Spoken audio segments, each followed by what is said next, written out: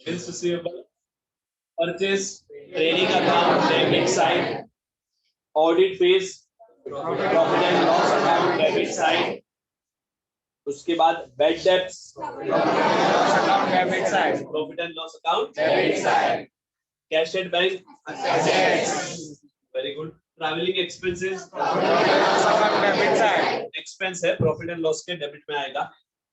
उसके बाद wages and salary debit side, पहले वेजेस वर्ड दिया है मतलब कहां पे आएगा trading account debit side, sundry debtor assets, unproductive wages format कराया था ना, फॉर्मेट तब उसमें आया था, प्रोडक्टिव वेजेस जो है वो ट्रेडिंग अकाउंट में जाएगा। अनप्रोडक्टिव वेजेस, अनप्रोडक्टिव मतलब जिसका प्रोडक्शन से कोई लेना देना नहीं है, वो वेजेस कहां पे जाएगा profit and loss account debit side. Motor car, trade expenses, अभी ट्रेड एक्सपेंसेस का है ना, एक मैंने वो लिखाया है पॉइंट नंबर 42, देखो पॉइंट नंबर आपने लिखा रहेगा पॉइंट नंबर 42 या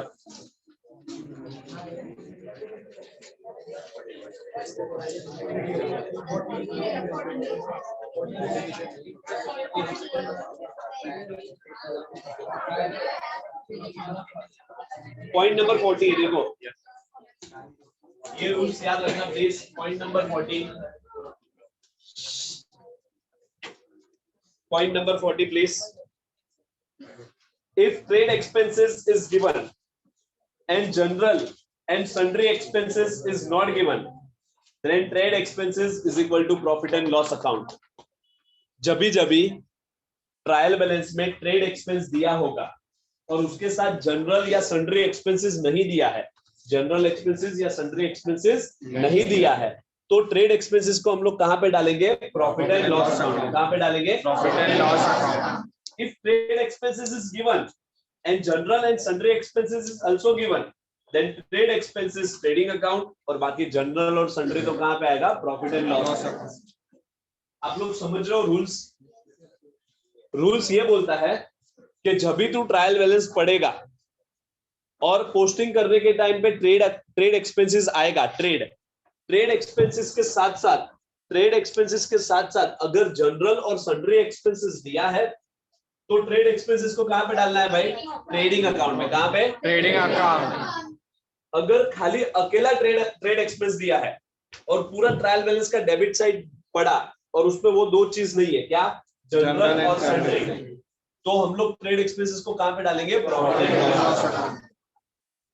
मतलब देखो ये क्या बोल रहा है पता है क्या, ट्रेड एक्सपेंस का मतलब क्या होता है मालूम है, जनरल एक्सपेंसेस।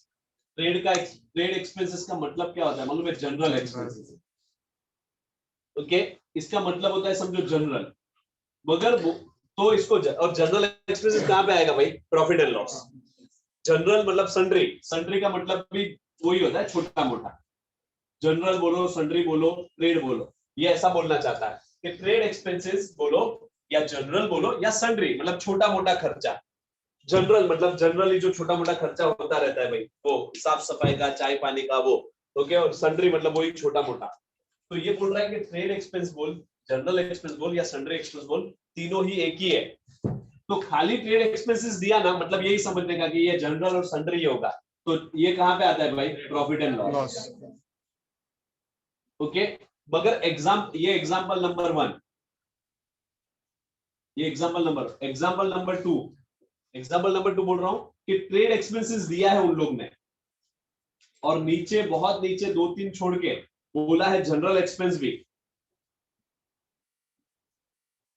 जनरल एक्सपेंसेस भी दिया है, मतलब ये ट्रेड को मैं जनरल ट्रीट नहीं कर सकता, क्योंकि अगर वो जनरल रहता तो ये इसमें ही रहता।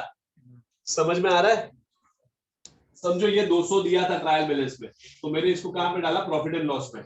अभी ये 100 दिया है और ये 100 दिया है, मतलब ये जनरल एक्सपेंस कुछ अलग है और ट्रेड एक्सपेंस अलग है। तो ये क्या बोल रहा है मालूम है, जब ट्रायल बैलेंस में ट्रेड और जनरल दोनों भी दिया रहेगा तो ट्रेड को तू कहां पे डाल ट्रेडिंग अकाउंट में, ट्रेडिंग अकाउंट डेबिट साइड। आप लोग को समझ आया?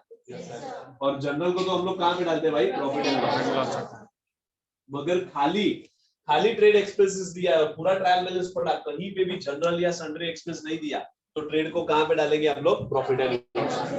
आपको समझ में आ रहा है ना भाई? ये कॉन्सेप्ट दूसरी बार नहीं होगा कहीं पे भी, आपको क्लिक होना चाहिए कि ट्रेड एक्सपेंस आया सर कहाँ पे डालना है, ट्रेड एक्सपेंसेस कहाँ पे आता है। तो रूल याद करो, ट्रेड एक्सपेंस क्या बोलता है, अगर उसके साथ में जनरल और सन्ड्री एक्सपेंस है तो ट्रेड को ट्रेडिंग में डालो, और अगर वो अकेला है तो उसको कहाँ पे डालो भाई?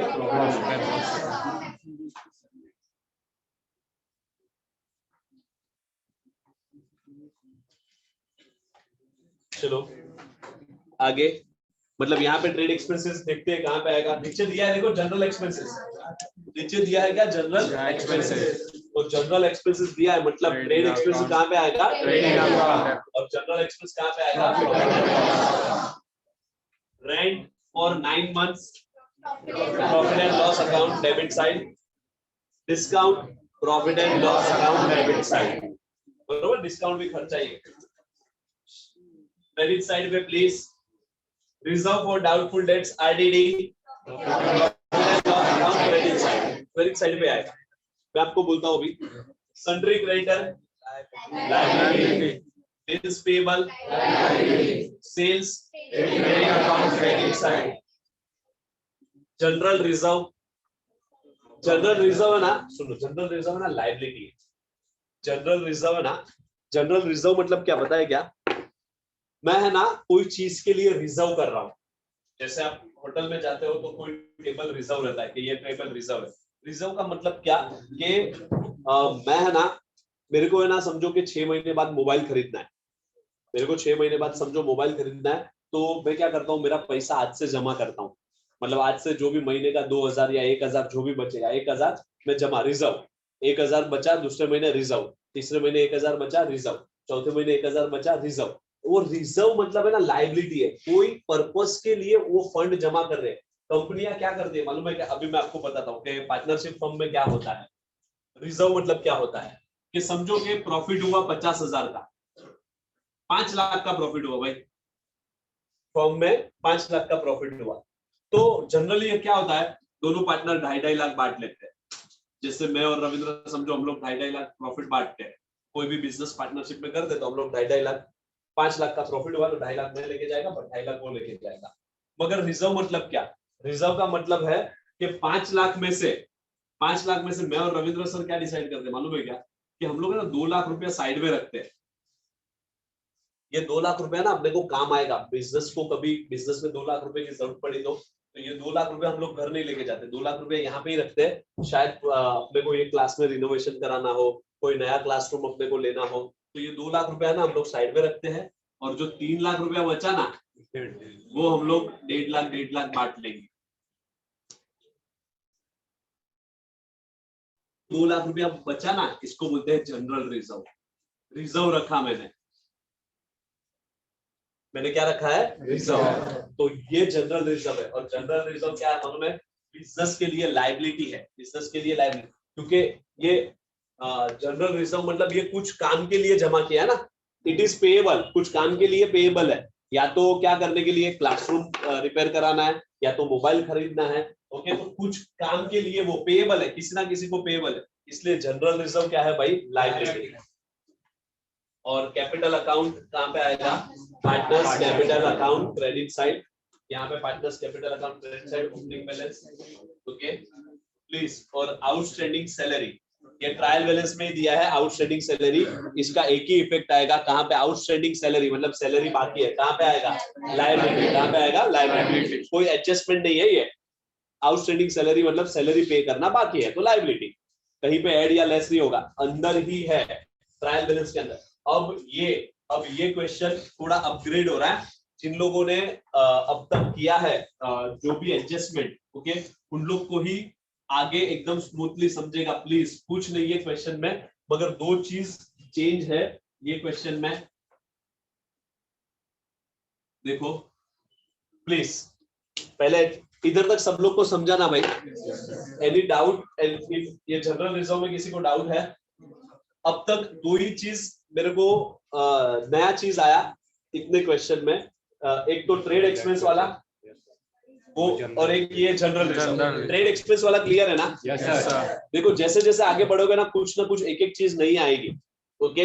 ट्रेड एक्सपेंसेस वाला क्लियर है? Yes, sir. खाली ट्रेड एक्सपेंस दिया रहेगा तो कहां पे लिखेंगे ट्रेड एक्सपेंस को? Profit and loss account. Trade expense दिया रहेगा और नीचे जनरल या फिर सन्ड्री एक्सपेंस, दो में से कोई भी दिया रहेगा तो कहां पे डालेंगे? ट्रेड एक्सपेंस को कहां पे डालेंगे? Very good. और general reserve is what?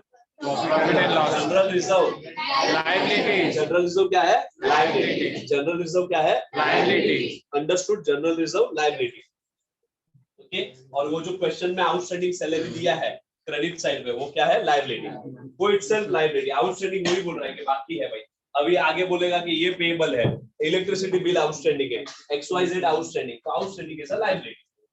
Understood? Adjustment में जाए क्या? Yes, sir. दो ही चीज नया है अब तक, ट्रेड एक्सपेंस और general reserve. Closing stock valued 45,000 cost price and 47,000 market price. Closing stock का दो इफेक्ट क्या आएगा? Trading account credit side, balance sheet asset side. इससे एक बार, Trading account credit side, balance sheet asset side. और value कौन सा लेना है भाई? लोवेस्ट, जो भी लोवेस्ट रहेगा वो क्या है? 45,000। ये एडजस्टमेंट कराना बाकी है, बिल्स रिसीवेबल डिसऑनर वाला।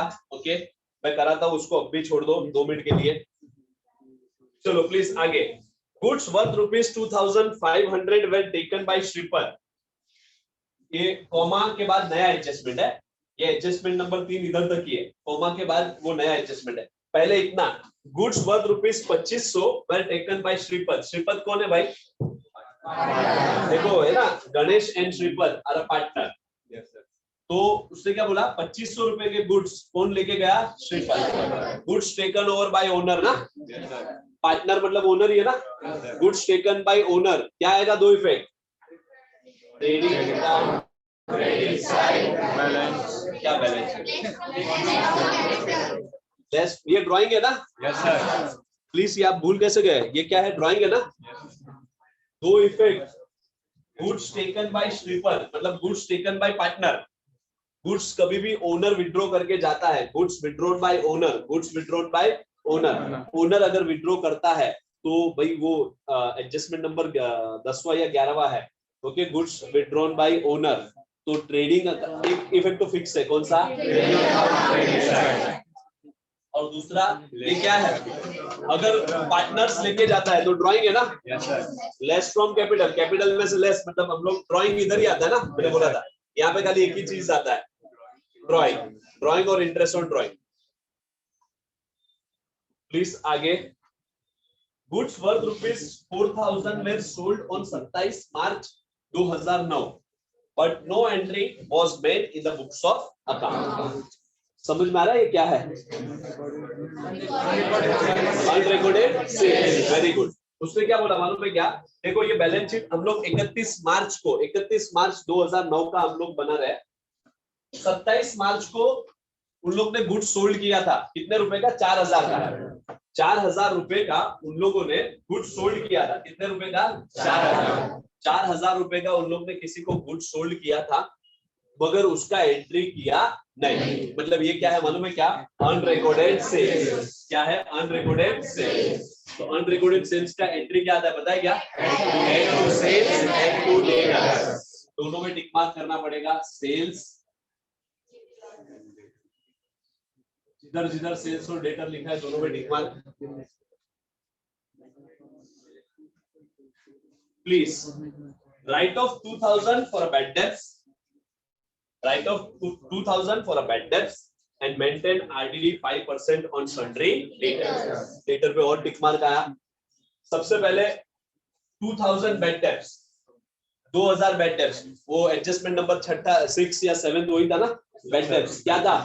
less from debtors, profit and loss account debit side।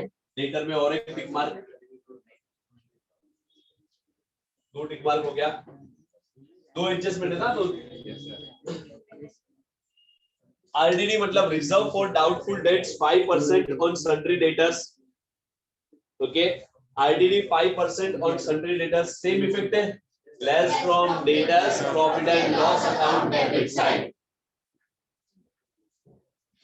Please bad debts और RDD वाला एडजस्टमेंट आ रहा है, आप लोग को समझ रहा है ना?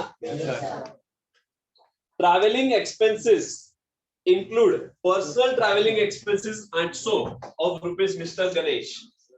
ये वाला भी एडजस्टमेंट हम लोग ने किया है। क्या ट्रैवलिंग एक्सपेंसेस जो है ना उसके अंदर 800 रुपए क्या इंक्लूड है बताए क्या? पर्सनल। गणेश ने जो गणेश को ने पार्टनर ना, यस सर, उसका पर्सनल ट्रैवलिंग एक्सपेंस इसके अंदर इंक्लूड है 800 रुपए का। तो सबसे पहले तो क्या करना है भाई? लेस फ्रॉम ट्रैवलिंग एक्सपेंस में से लेस करो ना भाई, यही था ना जिसके अंदर इंक्लूड है उसके अंदर से तो पहले निकालो। उसने बोला ऊपर जो ट्रैवलिंग एक्सपेंस दिया है ना उसके अंदर एक 800 रुपए इंक्लूड है। कौन सा 800 रुपए इंक्लूड है? जो गणेश ने पर्सनल यूज किया था, अपना पर्सनल टूर के लिए गया रहेगा, और उसका 800 रुपए। मतलब देखो मैं आपको बताता हूँ, प्रॉफिट एंड लॉस में ना उन लोग ऐसा दिखाया रहेगा ट्रैवलिंग एक्सपेंसेस। समझो मैं किसका चेकिंग करने जाता हूँ तो लोग बताते हैं ट्रैवलिंग एक्सपेंसेस 2 लाख रुपया, खर्चा बताया 2 लाख रुपए का। ऑब्वियसली खर्चा अगर बढ़ेगा तो मेरा प्रॉफिट कम होगा। 2 लाख रुपए मतलब मेरा प्रॉफिट हुआ 1 लाख रुपया, समझो फॉर एग्जांपल। तो प्रॉफिट जितना भी कम होता है टैक्स उतना कम भरने को आता है। प्रॉफिट जितना कम होगा टैक्स उतना कम भरने को आएगा। तो मैंने चेक किया, मैंने बोला कि सर ट्रैवलिंग एक्सपेंसेस बताओ पूरे कंपनी का, मतलब कौन कौन। तो बोलेगा कि हाँ बिजनेस टूर के लिए गए थे बंदे लोग, उसका है खर्चा, बिजनेस के लिए ही खर्चा किया है। तो मैंने बिल चेक किया, ना तो उसमें एक दिखा कि ओनर जो है ना, ओनर वो खुद कहीं पे घूमने के लिए गया था, उसका भी खर्चा इसके अंदर डाल दिया। तो मैं बोलूंगा सर ये तो गलत है ना, ये खर्चा यहाँ पे नहीं आएगा। तो मैं इन लोग को माइनस कराऊंगा, सर ये खर्चा आपका 1 लाख का ही है, 2 लाख नहीं है। तुम्हारा 1 लाख खर्चा तुम गलत बता रहे हो, तो इससे ये प्रॉफिट बढ़ जाएगा और टैक्स ज्यादा बढ़। तो ये लोग क्या करते हैं मालूम है? वही करते हैं कि पर्सनल खर्चा भी रहता है ना, वो भी इंक्लूड कर देते हैं। तो अपने को ट्रैवलिंग एक्सपेंस जो लिखा है उसके अंदर क्या इंक्लूड हो गया है? पर्सनल खर्चा ना। जो डायरेक्टर खुद घूमने गया रहेगा, डायरेक्ट मतलब पार्टनर खुद घूमने गया रहेगा कहीं पे, और उसने क्या किया, उसको बिजनेस में डाल दिया, बिजनेस का खर्चा डाल दिया। आप समझ रहे हो क्या? तो सबसे पहला लेस फ्रॉम ट्रैवलिंग एक्सपेंसेस, और ये फिर उसको बाहर निकालो, मतलब इधर से लेस किया ट्रैवलिंग एक्सपेंस है, ये 800 रुपया। अब ये 800 रुपया क्या है?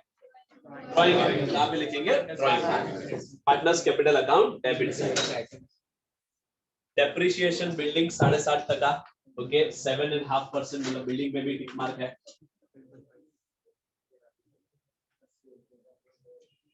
बरोबर ना, बिल्डिंग में टिक मार्क। प्लीज, थोड़ा लग रहा है ऐसा कि कंफ्यूजन बढ़ रहा है, प्लीज। पहला एडजस्टमेंट था closing stock. Closing stock clear है ना? क्या आएगा? 2 effect, credit account, credit side balance sheet asset side. ऐसे एक बार credit account, credit side balance sheet asset side. दूसरा एडजस्टमेंट को अपन ने 1-2 मिनट के लिए छोड़ दिया है। Please, goods were rupees 2500 taken by Shripad. Shripad ने वो 2500 के गुड्स लिए, श्रीपद ने वो गुड्स लिया, तो मतलब obviously goods withdrawn by owner, goods withdrawn by owner. Owner goods लेके गया तो एंट्री क्या आएगा भाई? Owner goods. एक तो फिक्स ही है क्या? कहाँ पे आएगा? Trading account credit side. कहाँ पे आएगा? Trading account credit side. और ये श्रीपद लेके गया, मतलब ये क्या है भाई? ड्राइंग। तो ड्राइंग का दूसरा इफेक्ट ड्राइंग कहाँ पे आता है? लेस फ्रॉम कैपिटल, मतलब यहाँ पे आता है ना कैपिटल अकाउंट। हम लोग, मैंने वो बोला था ना पहले दिन, जो चीज कैपिटल में से लेस करने वाले हैं वो हम लोग कहाँ पे लिखेंगे? Debit side. कहाँ पे लिखेंगे? डेबिट साइड, पार्टनर्स कैपिटल के डेबिट साइड पे। उसके बाद था अनरिकॉर्डेड सेल्स। जो सेल्स अनरिकॉर्डेड सेल्स है ना, 27 मार्च को आगे 4000 रुपए का 27 मार्च को हम लोग ने गुड्स सेल किया, गुड्स बेचा, मगर वो रिकॉर्ड करना बाकी रह गया। मतलब ये क्या है भाई? Unrecorded sales. अनरिकॉर्डेड सेल्स का दो पे क्या आता है? Very good. आगे प्लीज। बैड डेब्ट्स और आईडीडी। बैड डेब्ट्स और आईडीडी एडजस्टमेंट पहली बार आ रहा है, मगर वो एडजस्टमेंट का इफेक्ट तो सेम ही है। बैड डेब्ट्स का क्या है भाई? Less from debtors profit and loss account debit side. और आईडीडी भी क्या है भाई? Less from debtors profit and loss account debit side. मैंने बेड डेप्थ बोला था ना, बेड डेप्थ मतलब क्या कि देखो वो क्या बोल रहा है पता है क्या, वो अपने डेटर ज्यादा दिखा रहा है, डेटर 1 लाख दिखा रहा है, डेटर कितना है 1 लाख। मैं गया मैंने चेक किया कि भाई तुम्हारा एसेट्स तुम बता रहे हो 1 लाख रुपए का डेटर है, बोलेगा हाँ सर 1 लाख रुपए आने वाला है, 10-10 हजार सब लोग 10 जन से आने वाला है। मैं और ये एसेट्स अगर वो संपत्ति ज्यादा जानबूझ के क्या करता है, संपत्ति ज्यादा बताता है, कोई भी बिजनेसमैन एसेट्स ज्यादा बताएगा क्योंकि उसका पोजीशन अच्छा लगे ना। तो नीचे मेरे को साइन करने का है, बैलेंस शीट को प्रिंट निकाल के मैं साइन करेगा, तो मैं बोलेगा सर ये डेटर आप बोल रहे हो 1 लाख रुपया, क्या सच में 1 लाख रुपया है क्या? वो बोलेगा हाँ है। मैं बोला बताओ, तो मैं ना सब डेटर्स को कॉल करेगा, मतलब कॉल करके कंफर्मेशन मंगाता हूँ। कंफर्मेशन आपको नहीं समझेगा अभी, मतलब मैं सिंपल भाषा में बोलता हूँ, मैं सब डेटर्स को या तो ईमेल लिखेगा या तो कॉल करेगा, ओके, कि भाई ये बोल रहा है तुमसे 10,000 रुपए लेना है, क्या राइट है, मतलब कि ये फिर गलत ही बता रहा है। तो मेरे को उसमें से पता चला कि एक डेटर बोल रहा है नहीं सर कुछ मेरे से कुछ नहीं लेना, वो ऐसे ही बता रहा है मेरे से कुछ नहीं लेना और मैं देने भी नहीं वाला हूँ। तो मतलब वो जो 1 लाख रुपया है, वो बोल रहा है 1 लाख रुपया लेना है, मगर सही में तो उसको कितना लेना है 90,000। 10,000 तो उसका ऐसे ही कम हो गया, ये 10,000 उसका बेड डेप्ट है। तो मेरा जिम्मेदारी है डेटर में से माइनस करो, लेस फ्रॉम डेटर्स, और उसका ये क्या है नुकसान है, profit and loss account debit side. आपको समझ में आ रहा है क्या बेड डेप्ट? Yes sir. तो बेड डेप्ट और आरडीडी यही है, आरडीडी खाली मैं रिजर्व कर रहा हूँ, बेड डेप्ट मतलब कंफर्म डेटर ने फोन करके ना बोल दिया है कि नहीं देने वाला हूँ। मैंने बोला था ना आपको 10,000 इससे लेना है, 10,000 इससे लेना है, ओके, इसने कंफर्म ना बोल दिया वो बेड डेप्ट, तो सेम डेटर में से माइनस करो प्रॉफिट एंड लॉस के डेबिट में। और आरडीडी का मतलब क्या, दोनों से 10-10 हजार लेना है, दोनों में से किसी ने मना नहीं किया मेरे को देने को, मगर मेरे को डाउट है, इसलिए रिजर्व फॉर डाउट, मेरे को डाउट है कि ये पैसा नहीं देगा भाई, इसलिए मैं माइनस कर रहा हूँ डेटर में से। आपको समझ रहा है? Yes sir. हाँ या ना?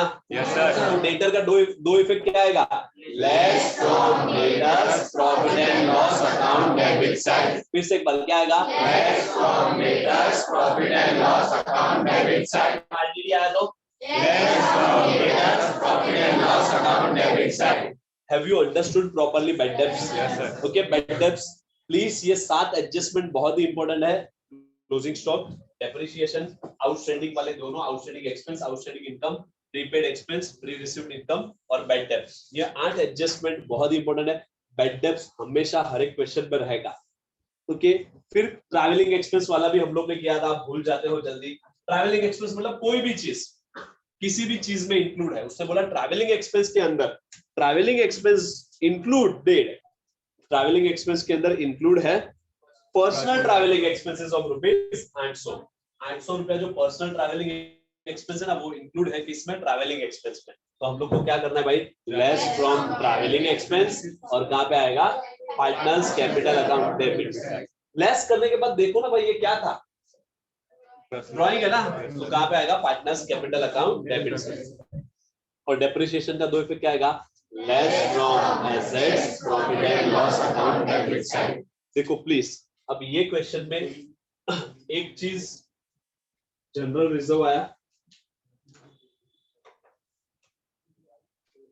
एक चीज जनरल रिजर्व आया,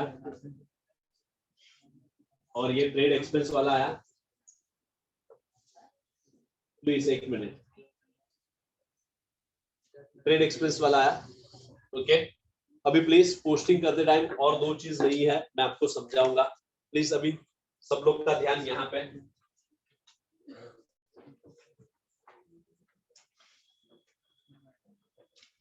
in the books of Ganesh and Shripad, please ध्यान यहाँ पे 31 मार्च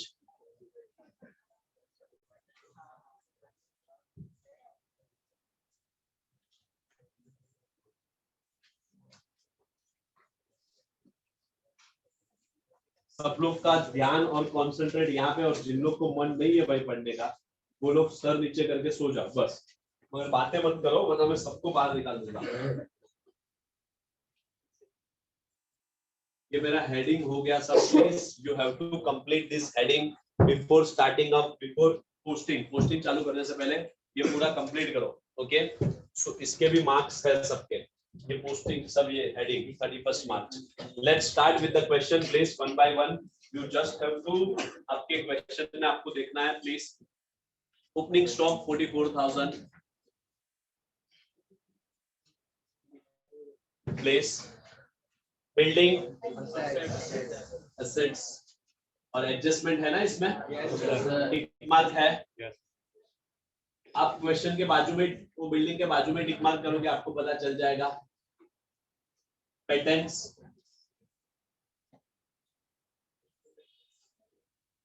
$10,000। एक एडजस्टमेंट बाकी है, ये बिल्स रिसीवेबल वाला। ओके, बिल्स रिसीवेबल में भी टिक मार्क है प्लीज, वो हम लोग करते हैं।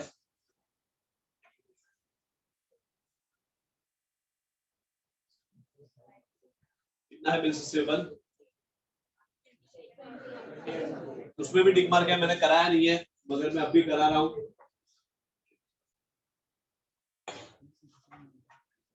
उसके बाद परचेज 1,30,000,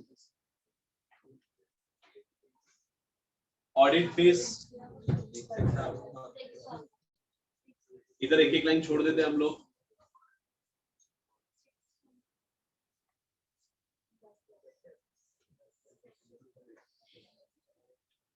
प्लीज मेरे को ये दिखाने के लिए बेड डेप्स, अभी देखो प्लीज, ऑलरेडी बेड डेप्स मतलब ऑलरेडी नुकसान है 3,500 का। 3,500 तो ऑलरेडी नुकसान है। तो मैं प्लीज ध्यान दो, अभी यहाँ पे मैं यहाँ पे लिखूंगा 2 बेड डेप्स 3,500। उसके बाद बाकी सब जो आपकी पोस्टिंग है, एक एक एक्सपेंस आएंगे, जो भी ट्रैवलिंग एक्सपेंसेस XYZ, वो सब यहाँ पे लिखूंगा। ट्रैवलिंग एक्सपेंस, सैलरी, जो भी अनप्रोडक्टिव वेजेस यहाँ पे लिखूंगा। डेप्रिसिएशन का एडजस्टमेंट करूंगा। फिर पता चला, फिर अपन वो एडजस्टमेंट पे आएंगे, अपना कौन सा, बेड डेप्स वाला। वापस सेकेंड लास्ट एडजस्टमेंट है RDD और बेड डेप्स। प्लीज ध्यान दो। तो वापिस बेड डेप्स, डेटर पे बेड डेप्स से कितना 2,000 ना, तो 2 इफेक्ट आप लोग ने क्या बोला, लेस फ्रॉम डेटर, डेटर में से लेस, और दूसरा इफेक्ट कहां पे आएगा, प्रॉफिट एंड लॉस के डेबिट में। तो यहाँ पे वापिस मैं लिखूंगा 2 बेड डेप्स 2,000। समझ में आ रहा मैं क्या बोल रहा हूं। और वापिस 5% RDD आएगा। पॉइंट इज दैट क्या है ना, एक ही इसमें देखो बेड डेप्स 2 बार दिखेगा। बेड डेप्स यहाँ पे 3,500, तो कोई पढ़ने वाला तो क्या पढ़ेगा मालूम है क्या, मतलब कोई भी सीए पढ़ लेगा, समझो कोई भी अगर पढ़ेगा बेड डेप्स 3,500 ही है, दूसरा शायद वो पढ़ना भूल जाएगा।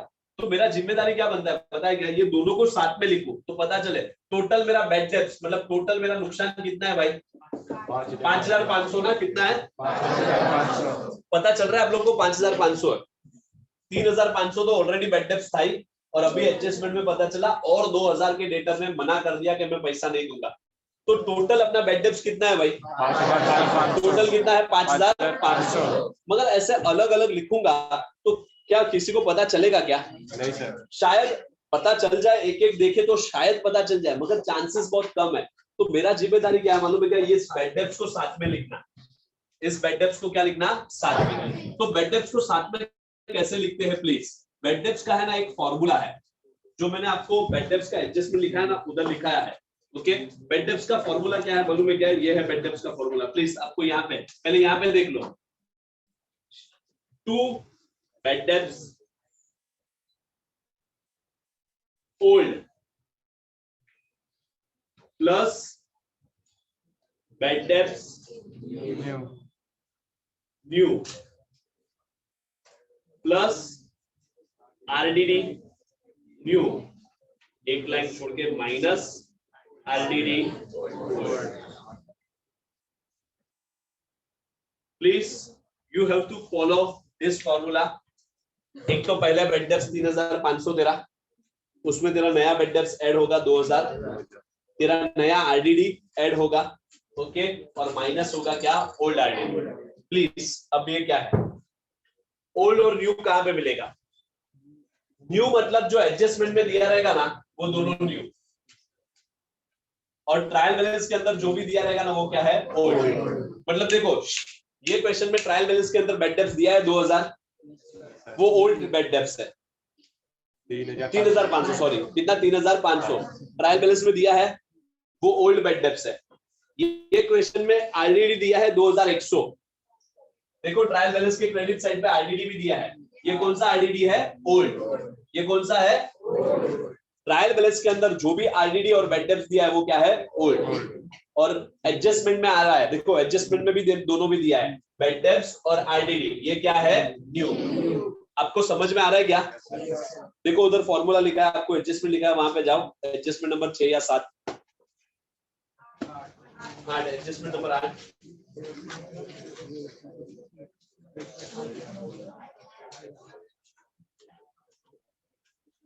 Formula 2 bed depth old plus bed depth new plus IDD new minus IDD old.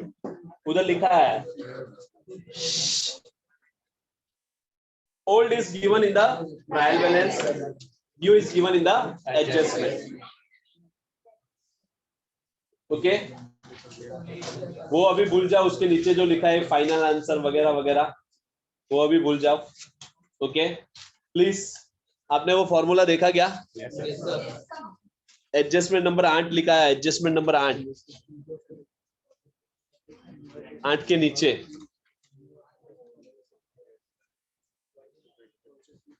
मतलब अभी से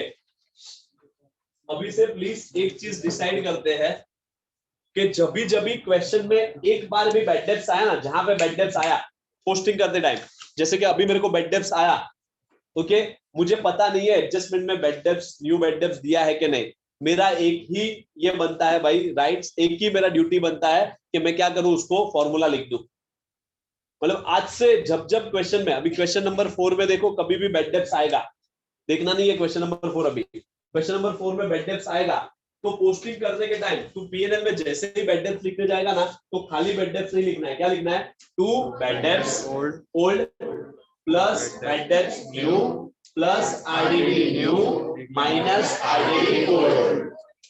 अभी से फॉर्मूला, अभी से जब भी बेड डेप्थ आया, जब भी बेड डेप्थ आया, ओके हम लोग को क्या लिखना है, फॉर्मूला। आपको समझ में आया क्या?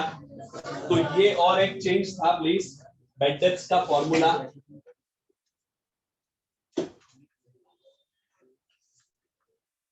अभी से ये हैबिट डालना है, जब बेड डेप्थ आया, देखो अभी ये क्वेश्चन में बेड डेप्थ आया है, क्या हुआ, इसलिए बुलाया last bench,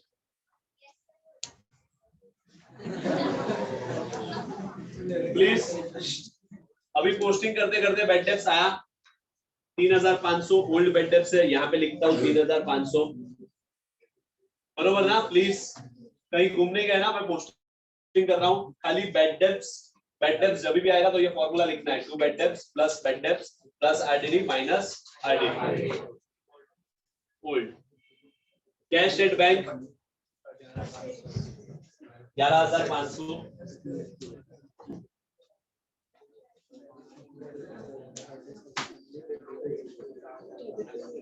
travelling expenses adjustment है ना,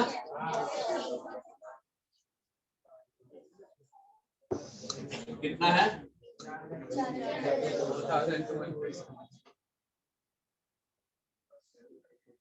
वेजेस एंड सैलरी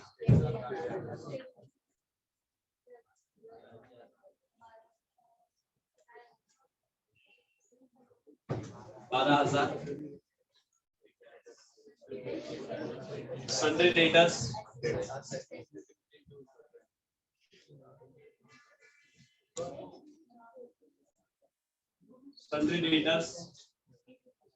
50। अभी प्लीज देखो सन्ड्री डेटर में और एक एडजस्टमेंट आने वाला है, वो बिल्स रिसीवेबल का, अभी मैं समझाने वाला हूँ प्लीज। टोटल 4 टिक मार्क है, 4 बार एडजस्टमेंट आया, 4 बार टिक मार्क किया, एक अनरिकॉर्डेड सेल्स का, एक वो आरडीडी का, एक बेड डेप्थ का, ओके, और एक बिल्स रिसीवेबल का। अभी प्लीज टिक मार्क का फॉर्मूला सुन लो, जितने भी टिक मार्क रहेगा ना, जितना भी टिक मार्क रहेगा, मतलब कभी कभी कोई एडजस्टमेंट में 2 टिक मार्क रहेगा, कभी कभी 3 टिक रहेगा। टिक मतलब समझते हो ना, एडजस्टमेंट। अभी 4 टिक मार्क है, मतलब चार एडजस्टमेंट है। 4 टिक मार्क है ना, तो लाइन कितना छोड़ना है पता है क्या? प्लीज उसका डबल करना है। जितने भी टिक मार्क रहेगा ना, उसका डबल करना है, और -1। समझ में आया आप लोग को? अगर 2 टिक मार्क रहेगा तो 3 लाइन। कितना लाइन छोड़ोगे? 3। 2 का डबल करना है 4, और -1 मतलब 3। 3 टिक मार्क रहेगा तो कितना लाइन छोड़ोगे? 5। ओके, अभी 4 टिक मार्क है तो कितना लाइन छोड़ोगे? 7।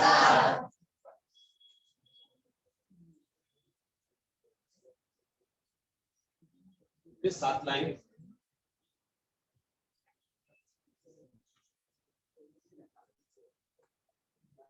प्लीज, अनप्रोडक्टिव वेजेस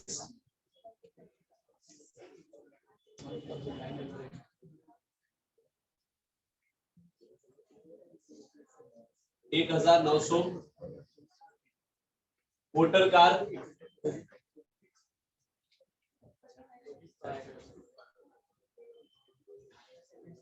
45,000,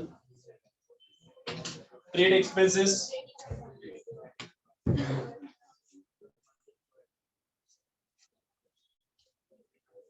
कितना है?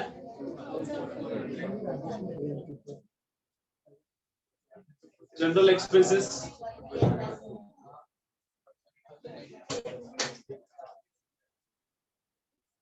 कितना है? 1,000। रेंट खर्चा ये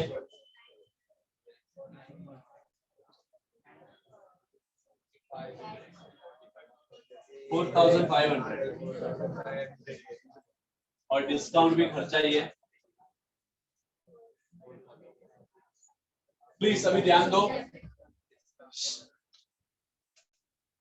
रेंट खर्चा ही है, मगर उसने देखो क्लियर कट है ना, रेंट में क्या बोला है पता है क्या? ये जो रेंट है ना, वो 9 महीने का ही पे किया है। कितने महीने का पे किया है? तो आपको अपन पहली बार अपना बात हुआ था वो मैचिंग कॉन्सेप्ट वाला, कि इनकम अगर तू 12 महीने की ले रहा है तो एक्सपेंस भी तेरे को कितने महीने के लेना है? यहाँ पे तो उससे क्लियर कट बोला, रेंट खाली कितना महीने का पे किया है? 9। ब्रैकेट में 9 मंथ दिया है, उसका मतलब वो बोल रहा है कि खाली 9 महीने का ही पे किया है, बाकी का 3 महीने का पे करने का बाकी है। बाकी का 3 मंथ्स का गया। तो ये 4,500 जो दिया है ना, वो 9 महीने का है, उसका मतलब 3 महीने का क्या है? बाकी है। तो प्लीज ये एडजस्टमेंट को क्या बोलते हैं मालूम है क्या? Hidden adjustment. क्या बोलते हैं?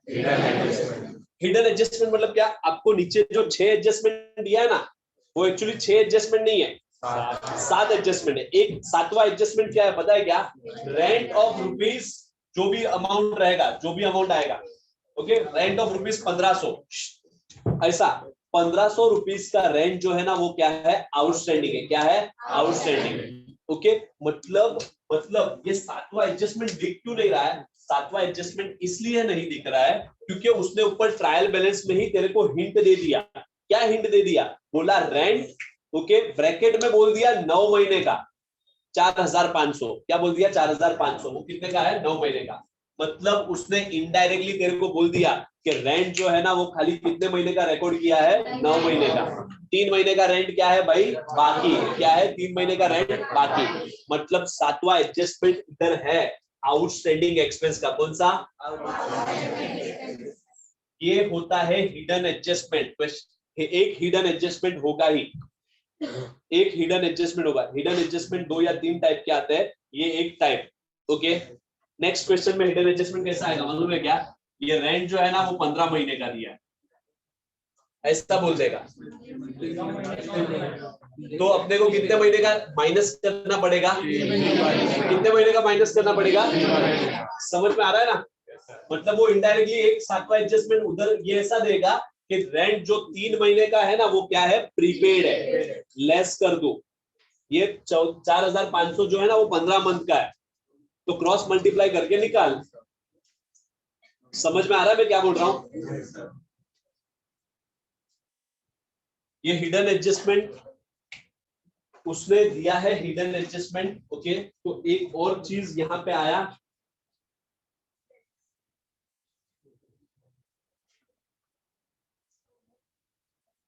प्लीज, इसलिए मैंने लाइन छोड़ा है हिडन एडजस्टमेंट में। ओके, क्योंकि आउटस्टैंडिंग एक्सपेंस का हिडन एडजस्टमेंट है। अपना आउटस्टैंडिंग एक्सपेंस का इफेक्ट आता है add to expenses balance sheet liability side, बरोबर ना? Add to expenses balance sheet liability side. सब लोग के फेस इतने ब्लैंक क्यों लग रहे हैं भाई? आपको नहीं समझ रहा है क्या? ये हिडन एडजस्टमेंट वाला समझा क्या अभी तक? प्लीज, इसलिए मैंने यहाँ पे ना हाईलाइट पॉइंट रखे हैं, क्योंकि अभी से हर एक क्वेश्चन में कोई ना कोई एक या दो चीज नहीं आएगी। तो यू मतलब अपने को कॉन्सेप्ट चेंज नहीं हो रहा है अपना, अपने को सिर्फ जनरल रिजर्व का मीनिंग नहीं पता था, तो मैंने आज बताया जनरल रिजर्व मतलब क्या। रिजर्व मतलब लायबिलिटी है बिजनेस के लिए, हम लोग किसी चीज के लिए रिजर्व रख रहे हैं। मेरे को बिल्डिंग बनाना है, मेरे को फ्लैट खरीदना है, तो मैं उसके लिए रिजर्व है। 5 लाख रुपया 15 लाख रुपया जमा हुआ है, 15 लाख रुपया मैं कहीं पे यूज नहीं करूंगा। क्यों? अरे मेरे को घर खरीदना है वो 15 लाख रुपए से। तो पॉइंट इज दैट कि रिजर्व ट्रेड एक्सपेंसेस वाला कॉन्सेप्ट एकदम इजी था, समझ गया? क्योंकि बैड डेब्ट्स का खाली कुछ नहीं है, फॉर्मूला लिखना है आपको। बैड डेब्ट्स का क्या है? खाली फॉर्मूला लिखना है। ये हिडन एडजस्टमेंट वाला नया चीज है, वो आपको समझना है प्लीज। हिडन एडजस्टमेंट, ये हिडन एडजस्टमेंट इस हिसाब से आ सकता है। चलो अभी क्रेडिट साइड ट्रांसफर करते हैं सब। रिजर्व फॉर डाउटफुल डेट सीधा लेना, आरडीडी ओल्ड। क्रेडिट साइड पे लिखते हैं या फिर यहां से माइनस करूं, सेम ही है ना? 2100, देखो इधर माइनस ओल्ड आरडीडी,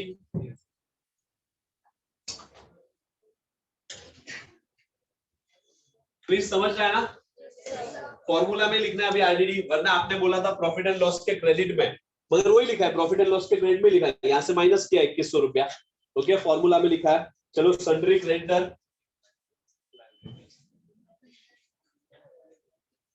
कितना है? 55,400। बिल्स पेबल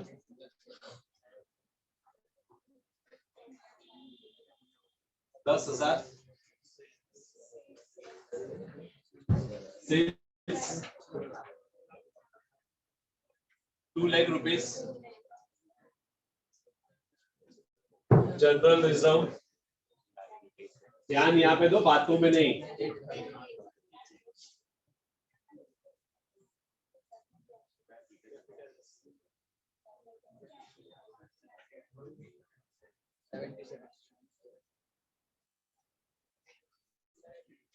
ओके, और आउटस्टैंडिंग सैलरी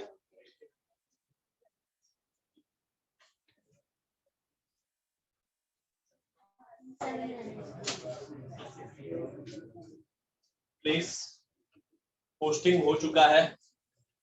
पोस्टिंग करते ही जो भी क्वेश्चन में हिडन एडजस्टमेंट रहेगा, पहले हिडन एडजस्टमेंट करने का। पहले कौन सा एडजस्टमेंट करने का? प्लीज।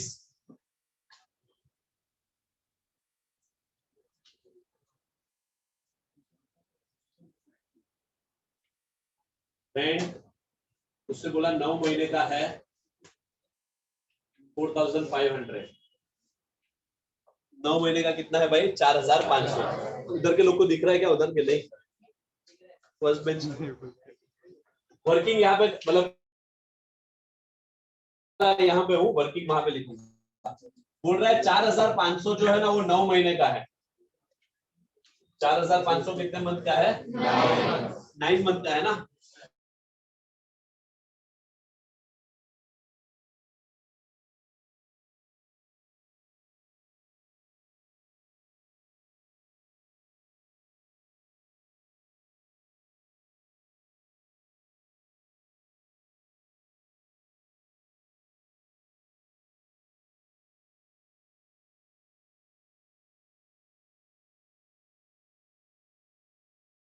तो एक मंथ का कितना हुआ?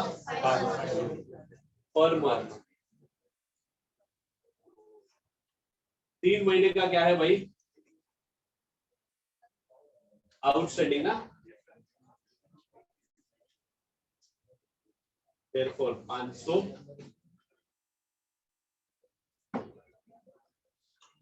1500 क्या है आउटस्टैंडिंग। आउटस्टैंडिंग का दो इफेक्ट क्या आता है, add to expenses balance sheet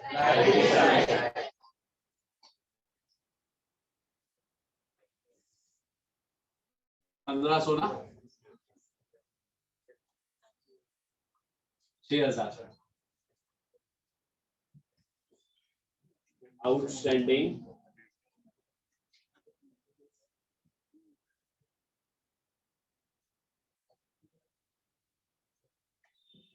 please समझा कि आप लोग को हिडन एडजस्टमेंट आउटस्टैंडिंग रेंट। अभी कभी भी क्वेश्चन में देगा आउटस्टैंडिंग रेंट 9 महीने का रेंट 9 महीने का, रेंट 6 महीने का, तो हम लोग को दूसरे 6 महीने का क्या प्रोवाइड करना है, आउटस्टैंडिंग, मतलब आउटस्टैंडिंग रहेगा ऐसा अज्यूम करना है। चलो प्लीज क्लोजिंग स्टॉक दो effect, trading account credit side, balance sheet asset side.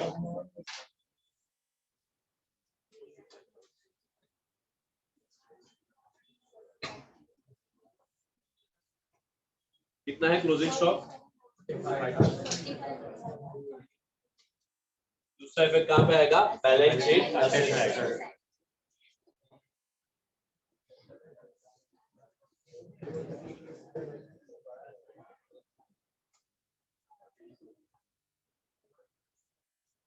ये बिल्स रिसीवेबल छोड़ देते हैं, लास्ट में करते हैं, नया एडजस्टमेंट है इसलिए। Goods worth ₹2500 taken by Shripad goods लेके गया, एक तो यहाँ पे आएगा by goods taken by Shripad 2500, और दूसरा पे कहाँ पे आएगा, यहाँ पे ना कैपिटल ड्रॉइंग हुआ ना, ये किसने किया भाई,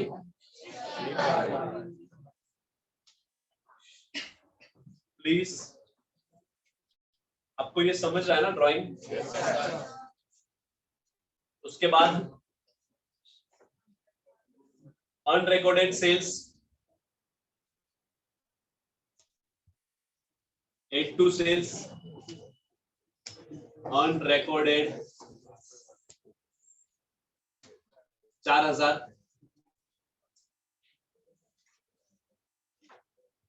82 सेल्स 82 डीलर्स।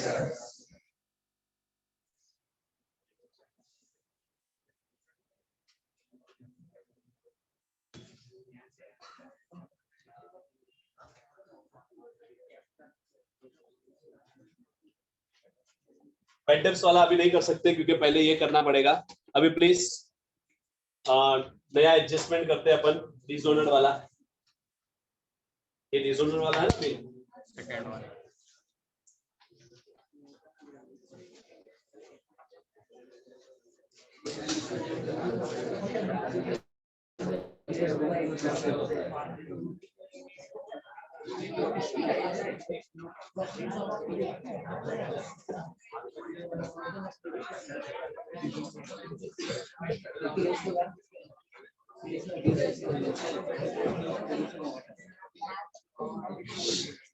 प्लीज सबसे पहले आपका पॉइंट नंबर 36 जाओ, 36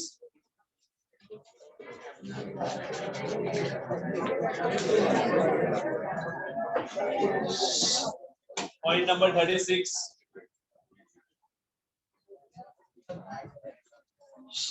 देखो ये वाला आया है रेंट 9 मंथ वाला, वही एडजस्टमेंट प्लीज। उसने बोला आउटस्टैंडिंग सैलरी कब माना जाएगा, प्लीज ट्रायल बैलेंस दिया है 31 मार्च 2010 का, मैंने उसके अंदर एग्जांपल दिया है प्लीज, जिसमें ऐसा लिखा है सैलरी ब्रैकेट में 10 मंथ 20,000, सैलरी 10 मंथ 20,000। सब लोग पॉइंट नंबर 36 पे है ना भाई। सैलरी मतलब उसने बोला 31 मार्च 2010 का एक ट्रायल बैलेंस दिया है जिसमें ऐसा दिया है सैलरी ब्रैकेट में दिया है 10 मंथ इज इक्वल टू 20,000। तो तेरे को क्या मानना है, सैलरी पेड कितने मंथ का है? 10 मंथ का। और सैलरी नोट पेड कितने मंथ का है? 2 महीने। मतलब 2 महीने का सैलरी क्या है? आउटस्टैंडिंग। तो हम लोग क्या करेंगे? 20,000 डिवाइड बाई 10, आंसर आ जाएगा कितना भाई? 2,000। ये 2,000 क्या होगा? 1 मंथ का ना। तो कितने मंथ का बाकी है भाई? 2 मंथ। मतलब 4,000 क्या हो गया? आउटस्टैंडिंग। वही है, देखो outstanding salary 2,000 into 2 divide by 10। ये डिवाइड बाई 10 नहीं आएगा भाई, 20,000 इंटू 2 है, बराबर, सॉरी 20,000 है। 20,000 इंटू 2 डिवाइड बाई 10 मतलब 4,000। उसी तरह देखो मैंने बोला था प्रीपेड भी कभी कभी देगा। प्रीपेड कैसे देगा? देखो ट्रायल बैलेंस 31 मार्च 2012 का दिया है, ओके। और क्या दे दिया है? देखो एडवर्टाइजमेंट 4 साल का कितना है? 8,000। कितने साल का है? 8,000। 4 साल का। कितने साल का है? 8,000। 4 साल का। भाई तो कितने साल का प्रीपेड हुआ? 3 साल का पहले से पेड हुआ ना। हम लोग को 3 साल का निकाल देना है, बरोबर ना। ये पीएनएल में कितने साल का खर्चा आएगा? खाली कितने साल का खर्चा आएगा? 1 ही साल का आएगा ना। ये प्रॉफिट एंड लॉस में खाली ये बाहर के कॉलम में खाली 1 साल मतलब 12 महीने का खर्चा आना चाहिए प्लीज। बाकी के एडजस्टमेंट जो है वो मैं कल मतलब नेक्स्ट लेक्चर में ये बाकी सब एडजस्टमेंट कराऊंगा। ये हिडन एडजस्टमेंट के दूसरे टाइप है। अभी अपन करते हैं बिल्स रिसीवेबल वाला एडजस्टमेंट। नंबर है 21।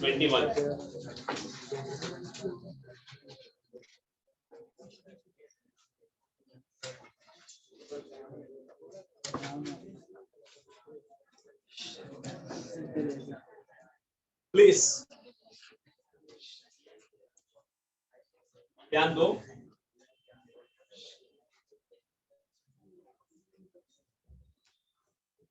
ध्यान दो प्लीज। ये आपको थोड़ा कॉम्प्लिकेशन इसलिए होगा क्योंकि बिल्स रिसीवेबल चैप्टर अपना बिल्स ऑफ एक्सचेंज चैप्टर है ना, वो अपन ने आधा ही किया था तो ओके, पूरा एकदम नहीं किया था बिल्स अपना ये बिल्स ऑफ एक्सचेंज, वरना आपको पूरा समझ जाता। प्लीज ध्यान दो, अभी आपको समझाना पड़ेगा। बिल्स ऑफ एक्सचेंज का शुरुआत हुआ था, मगर ठीक है बहुत सारे जन नहीं थे, जितने को समझाया उतने को थोड़ा समझ जाएगा। अभी बिल्स ऑफ एक्सचेंज क्या है और ये बिल्स रिसीवेबल कैसे बनता है, एक 2-5 मिनट का आपको बिल्स ऑफ एक्सचेंज का इंट्रोडक्शन देना पड़ेगा, क्योंकि आपको पता नहीं है बिल्स ऑफ एक्सचेंज क्या है। अभी जैसे कि मैंने गुड्स बेचा,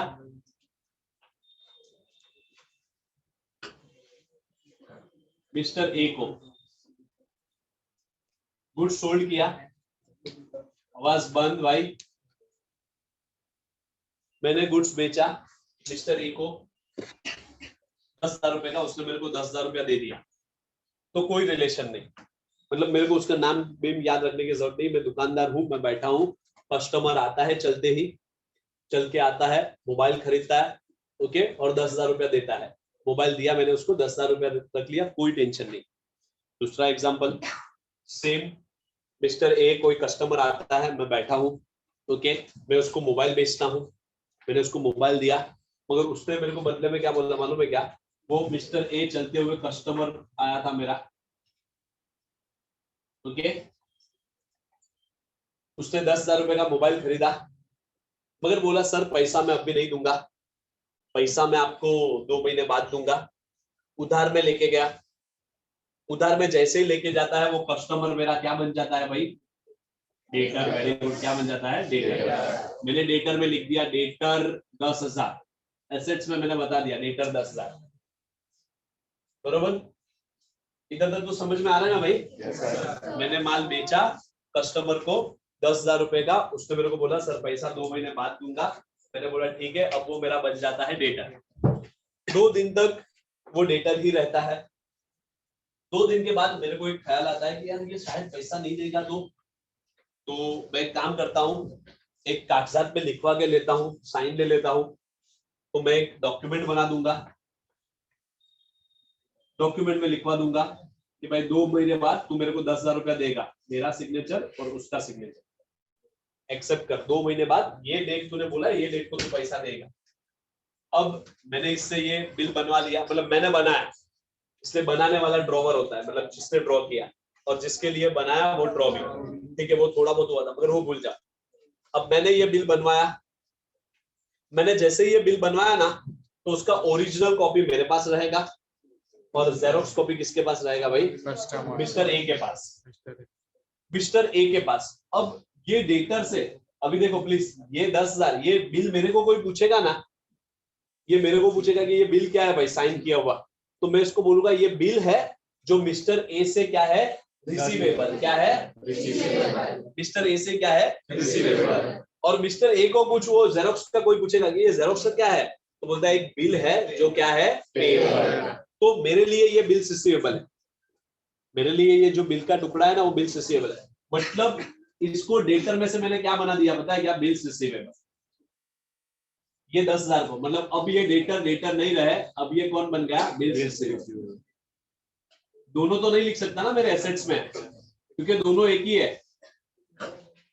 मतलब अब मेरा डेटर नहीं रहा, अब मेरा वो कौन बन गया है? Bill receivable. आप लोग को समझ रहा है? Yes sir. मिस्टर ए का ट्रांसफॉर्म हुआ, मिस्टर ए का ट्रांसफॉर्म कितना हुआ? पहले वो कस्टमर, मिस्टर ए उसका नाम था, वो कस्टमर बन के मेरी दुकान पे आया, जैसे ही उसने मेरे से उधारी में लिया वो मेरा क्या बन गया? डेटर। डेटर बनने के बाद जैसे मेरे को पता चला डेटर तो अनसिक्योर्ड है, अनसिक्योर्ड मतलब कभी भी ना बोल सकता है पैसा नहीं दूंगा, डेटर अनसिक्योर्ड है, मतलब मेरे को विश्वास नहीं है डेटर पे, तो मैं काम करता हूँ उसको है ना एक कागजात पे लिखवा लेता हूँ कि भाई तू मेरे को पैसा देगा। तो अब ये डेटर कौन बन गया? मेरा बिल रिसीवेबल। अब हुआ क्या बताया? क्या बिल रिसीवेबल बन गया, मतलब अब ये मेरा बिल रिसीवेबल 10,000 हो गया। अब क्या होता है मालूम है क्या? बिल रिसीवेबल भी ड्यू डेट के दिन हुआ ना, ड्यू डेट के दिन अगर पे होता है तो उसको ऑनर बोलते हैं। मतलब 2 महीने बाद जो डेट दिया है, अगस्त की 20 तारीख को आना भाई, अगस्त की 20 तारीख को अगर उसने मेरे को पूरा पैसा दे दिया 10,000 निकाल के मिस्टर ए ने, तो ये बिल कहा जाएगा ऑनर। और डिसऑनर का मतलब 20 तारीख को उसने मेरे को पैसा नहीं दिया कि सर पैसा नहीं है, कुछ भी जाओ कोर्ट में केस करो मगर पैसा नहीं है। आप लोग समझ रहे हो? तो 20 तारीख को उसने मेरे को पैसा देने को क्या कर दिया? इनकार। तो ये बिल को हम लोग क्या बोलेंगे? डिसऑनर। ये बिल जो हो गया वो क्या हो गया? डिसऑनर।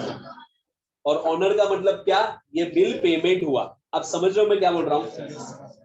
मतलब आज उस बिल की 20 तारीख था, ये 10,000 का बिल लेके मैं घर पे गया मिस्टर ए के, ले भाई 10,000 रुपया दे, तेरे को 10,000 रुपया देना है, मेरे को 10,000 रुपया दे। तो उसने मेरे को बोल दिया सर पैसा नहीं है, नहीं दूंगा। ये बिल क्या हो गया? डिसऑनर। तो इसलिए ये एडजस्टमेंट अभी जो है ना, अभी हम लोग एडजस्टमेंट पे आते हैं, ये एडजस्टमेंट है बिल्स रिसीवेबल डिसऑनर। डिसऑनर का मतलब समझ में आया? Yes sir. डिसऑनर का मतलब क्या? पेमेंट देने से इनकार कर दिया। मैं ये बिल्स रिसीवेबल लेके गया, पेमेंट देने से इनकार किया, पेमेंट नहीं मिलेगा ड्यू डेट के दिन, उसको हम लोग बोलते हैं क्या? डिसऑनर।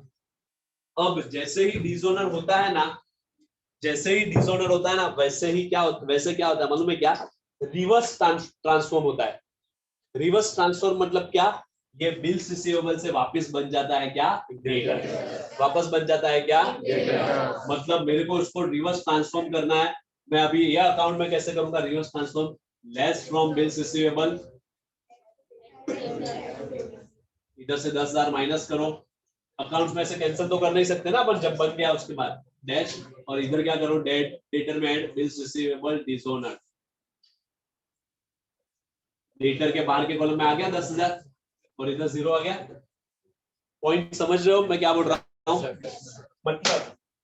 मतलब बोलना ये चाहता हूँ, जब भी बिल्स रिसीवेबल होगा, बिल्स रिसीवेबल डिसऑनर होगा, बिल्स रिसीवेबल क्या होगा? डिसऑनर होगा, तब रिवर्स ट्रांसफॉर्मेशन। रिवर्स ट्रांसफॉर्मेशन का मतलब क्या? उसको बिल्स रिसीवेबल में से माइनस करो और कहां पे ऐड करो? Debtor.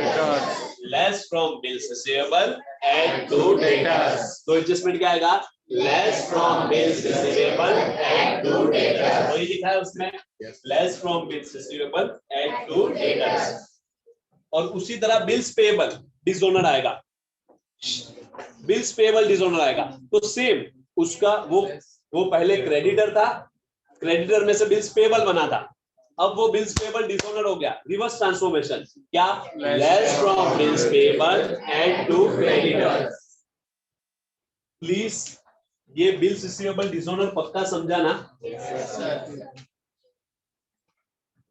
Bills receivable dishonour, bills receivable dishonour, reverse transformation less from bills receivable add to debtors. चलो प्लीज यहाँ पे अभी वो एडजस्टमेंट करते हैं। उसने क्या बोला? बिल्स रिसीवेबल में इंक्लूड है डिसऑनर्ड बिल 3000 का, एक बिल क्या है 3000 का डिसऑनर्ड है। चलो क्या आएगा effect, less from bills receivable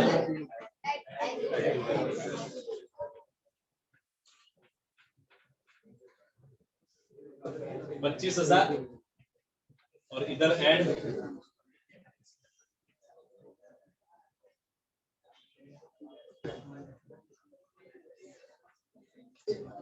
इधर अंदर ही लिखना है और बहुत सारी एडजस्टमेंट है।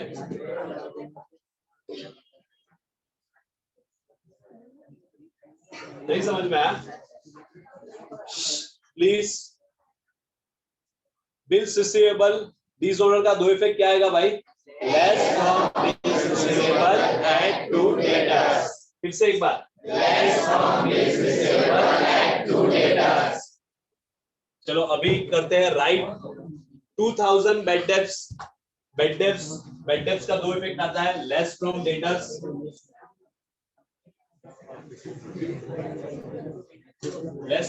ना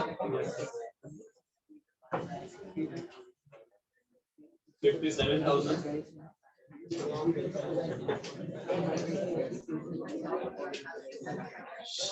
दूसरा इफेक्ट कहां पे आएगा, ये न्यू बेड डेप्स ना, less from debtors profit and loss account debit side formula में लिखा हम लोग ने please. RDD 5% on sundry debtor पे आरडीडी 5% है। डेटर अभी जो ये बचा ना उसमें अभी आरडीडी 5% किसका लेंगे भाई, अभी जो डेटर है ना वो लाइव जो डेटर है ना वो 57,000 का 5%।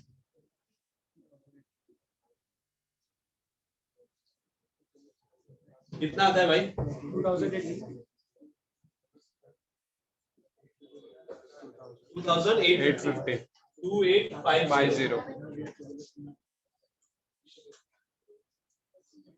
5% किसका निकलने का पता चला कि आप लोग को जो डेटर अभी है डेटर का 5% आरडीडी, मतलब इसका 5% मैं मान ही लेता हूं नहीं आएगा, सो दो इफेक्ट सेम आएगा, लेस फ्रॉम डेटर्स कितना है 28, कितना आएगा बाहर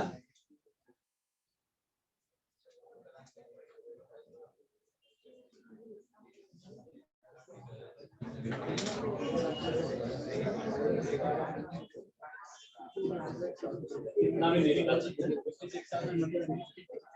54,150 और दूसरा इफेक्ट 2850 का दूसरा इफेक्ट यहाँ पे आएगा न्यू आरडीडी,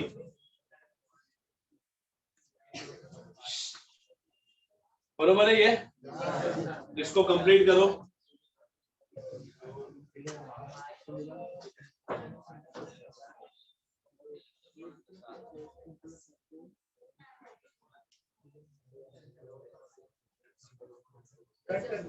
बरोबर है ना, ये फॉर्मूला में सभी अमाउंट आ गए, अभी बेड डेप्स आ गया ओल्ड, और ओल्ड आरडीडी तो पहले से था, न्यू बेड डेप्स और न्यू आरडीडी आ गया, ये सब चीज ऐड करनी है और ये लेस।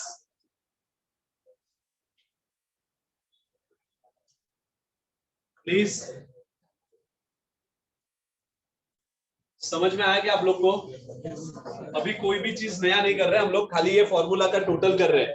ये क्वेश्चन चाहिए तो हम लोग फिर से एक बार करेंगे, बट आप लोग को आज घर पे कोशिश करना है ये क्वेश्चन का। प्लीज ट्रैवलिंग एक्सपेंस में इंक्लूड है पर्सनल एक्सपेंसेस 800, चलो ट्रैवलिंग एक्सपेंस में से माइनस करो, लेस पर्सनल एक्सपेंसेस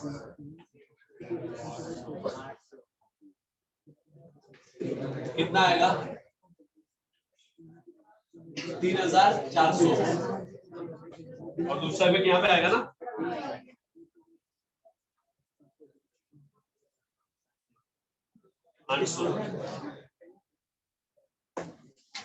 बरोबर ना, ये ट्रैवलिंग एक्सपेंसेस ये, और डेप्रिसिएशन बिल्डिंग पे 7.5%। पैटर्न्स पे क्यों छोड़ा, पैटर्न्स में तो दिखना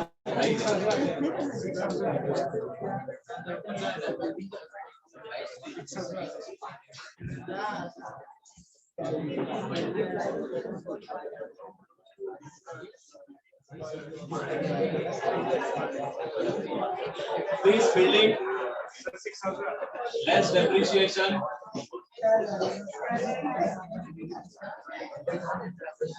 $7.5% 7.5% लिखा है,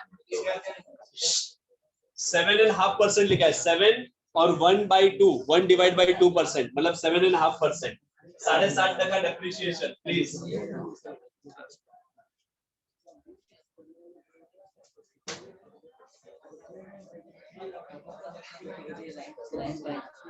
$80,000 का 7.5%।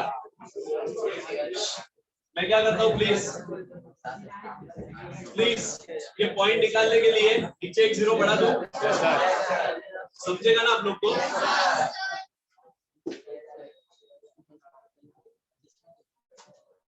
कितना आएगा answer?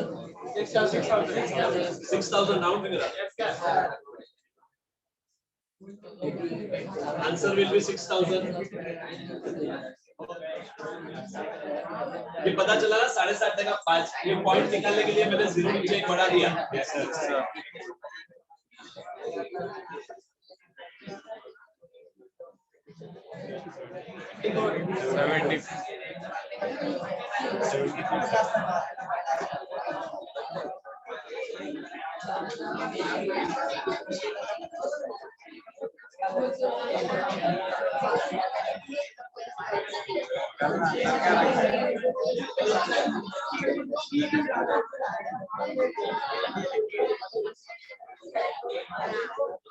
Please question is over, total करना है अभी।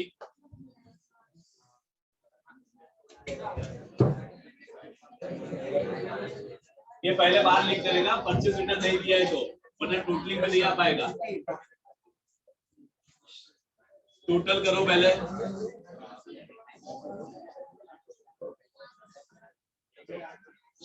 अगेन एक बार प्लीज सब लोग का ध्यान यहाँ पे। टोटल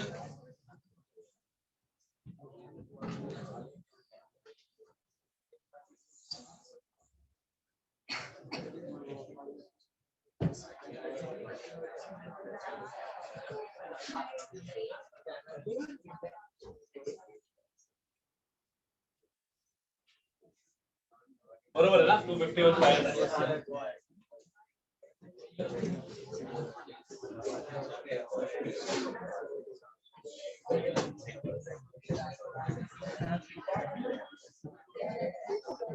ये बरोबर है,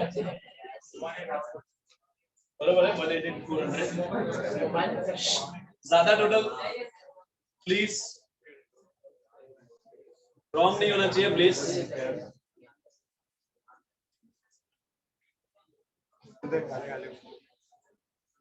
वाइसली प्लीज करेक्शन करना, मैं भी मैन्युअली कर रहा हूँ इसको। चलो प्लीज, जो टोटल ज्यादा है वो लिखेंगे। ये 251,500 कौन सा टोटल कमाया? ये ना, कितना कमाया ये? 2 ग्रॉस प्रॉफिट कैरिड डाउन, और यहाँ पे यही बाय ग्रॉस प्रॉफिट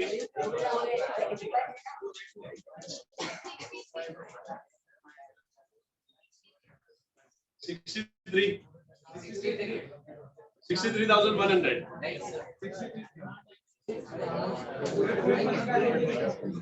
100 तो आएगा ही।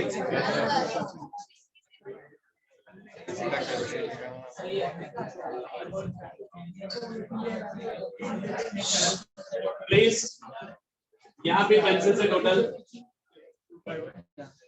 63,100 ये साइड का मैंने कर दिया भाई, हार्ड टोटल वाला।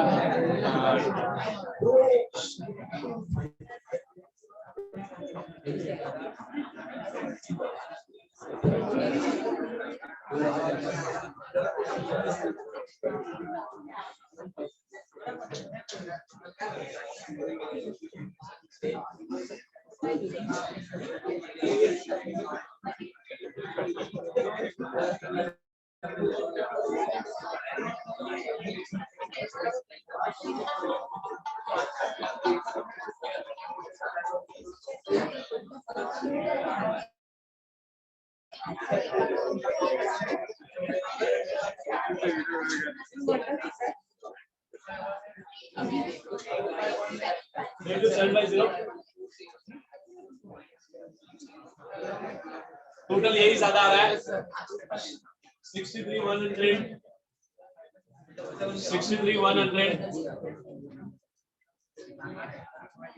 32,750 माइनस करोगे तो कितना आएगा? ये जो है उसको बोलते हैं डिविजिबल प्रॉफिट। डिविजिबल प्रॉफिट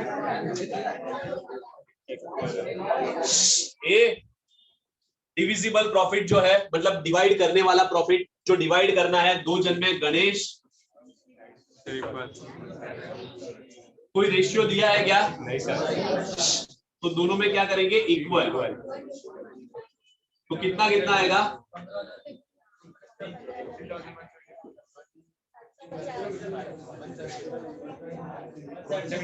175 15,175 15,175 ये यहाँ पे आएगा बाय डिविजिबल प्रॉफिट।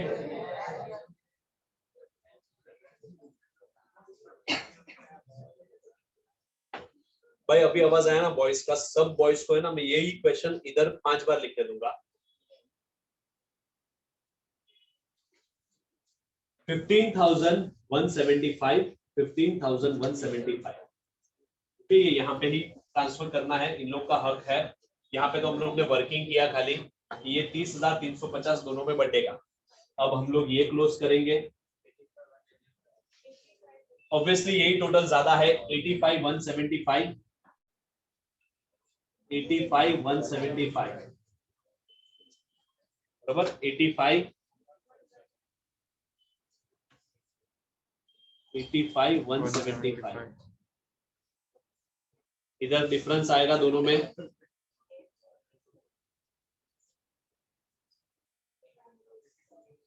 निकालो जरा भाई।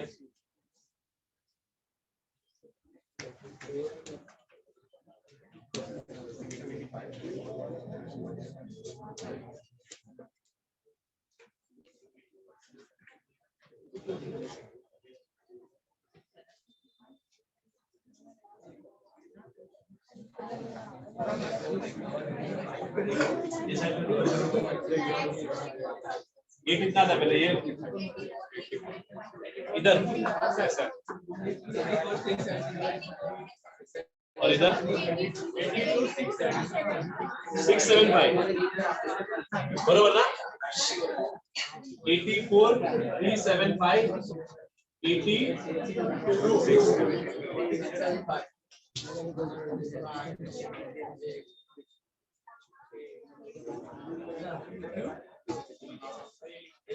इधर भी टोटल क्या बोला आपने? इधर क्या आ रहा है?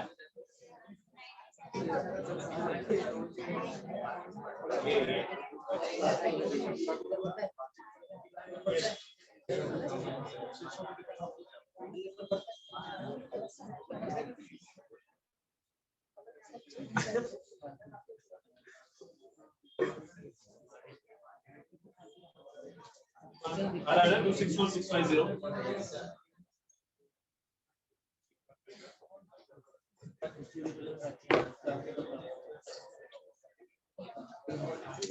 प्लीज यहाँ पे ध्यान दो प्लीज। क्वेश्चन में सेम ही था, खाली क्वेश्चन में एक एडजस्टमेंट नया था, bills receivable dishonour. Bills receivable dishonour का इफेक्ट क्या आएगा? Less from bills receivable and to debtors. क्या आएगा? Less from bills receivable and to debtors. दूसरा एक नया चीज था वो रेंट वाला, जो रेंट ब्रैकेट में दिया रहेगा 9 मंथ 4,500। कभी आगे क्वेश्चन में आएगा रेंट ब्रैकेट में दिया रहेगा 10 मंथ, मतलब वो अपने को एक हिडन एडजस्टमेंट दे रहा है कि रेंट जो है ना वो 2 महीने का बाकी है, रेंट जो है वो 3 महीने का बाकी है। ये क्वेश्चन में कितने महीने का रेंट बाकी था? 3 महीने का। तो वो भी एडजस्टमेंट किया हम लोग ने आउटस्टैंडिंग बना के उसको, कि हम लोग को पता चल गया भाई कि आउटस्टैंडिंग है 3 महीने का। ऐड किया, add to expenses balance sheet liability side. क्या आएगा आउटस्टैंडिंग एक्सपेंस का? Add to expenses balance sheet liability side. और बाकी जो दो चेंज था, एक था ट्रेड एक्सपेंस वाला कि खाली ट्रेड एक्सपेंस दिया रहेगा तो तू कहां पे लिखेगा, प्रॉफिट एंड लॉस अकाउंट में, और ट्रेड एक्सपेंस के साथ जनरल एक्सपेंस भी दिया रहेगा तो तू कहां पे लिखेगा, ट्रेडिंग अकाउंट। ट्रेड एक्सपेंस को ट्रेडिंग में और जनरल को कहां पे लिखेगा, प्रॉफिट एंड लॉस। और चौथा और लास्ट जो ये था वो था जनरल रिजर्व। क्या था, जनरल रिजर्व। जनरल रिजर्व कहां पे आता है भाई, लायबिलिटी। देखो जनरल रिजर्व। और एक चीज खाली नया सीखने मिला कि अभी से जब जब बैड डेब्ट्स आएगा हम लोग बैड डेब्ट्स का क्या लिखेंगे, फॉर्मूला। बैड डेब्ट्स का फॉर्मूला क्या है भाई, bad debts old plus bad debts new plus RDD new minus RDD old. Old जो है वो कहां पे दिया रहेगा, और न्यू जो है वो कहां दिया रहेगा। Understood question. प्लीज साइकोलॉजिकली या फिर मेंटली ऐसा मत होना यार ये पूरा क्वेश्चन ऐसा था। हर क्वेश्चन में कोई एक चीज नहीं आएगी भाई, ओके। वो हम लोग को देखो हर एक एडजस्टमेंट नहीं आती। जब क्वेश्चन करते टाइम में हर एक एडजस्टमेंट, चलो भाई एडजस्टमेंट हम लोग पहले से कर चुके हैं, ओके। अब हम लोग को सिर्फ क्या करना है, कोई नया एडजस्टमेंट आएगा तो हम लोग को तभी समझना है। आज के दिन में एक नया एडजस्टमेंट आया, वो बिल्स रिसीवेबल वाला, ओके। वो भी मैं आपको करवा देता था मगर वो टाइम पे मैंने इसलिए नहीं करवाया क्योंकि आपका बिल्स ऑफ एक्सचेंज चैप्टर नहीं हुआ था, वरना मैं वहीं पे करवा देता था, ओके। आज आपके पास टाइम है, आप लोग लिख सकते हो क्वेश्चन। कितना टाइम, बहुत टाइम है ना, बच गया 10 8 हो गया, 9:45 हुआ।